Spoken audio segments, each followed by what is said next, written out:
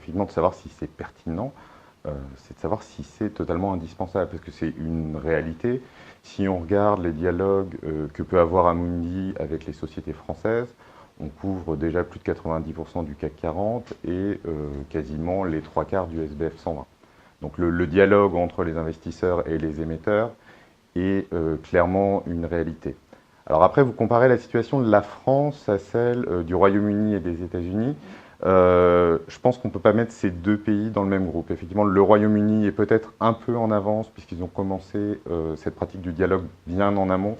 Les États-Unis ne sont pas forcément en avance par rapport à la France, voire même, je dirais, un petit peu en retard. Je pense que maintenant, il faut aussi regarder ce que couvrent ces questions de dialogue. Et la tendance à laquelle on est en train d'assister, c'est effectivement un approfondissement de ce dialogue et directement au niveau du conseil d'administration. Si on remonte, je vais dire, 5-6 ans en arrière, ce dialogue avec les sociétés françaises se faisait avec les relations investisseurs ou des départements juridiques. Depuis 2-3 ans, on a de plus en plus un accès direct au niveau du conseil d'administration, ce qui permet d'avoir une appréciation beaucoup plus qualitative du travail du conseil et de comment il se décharge de ses responsabilités.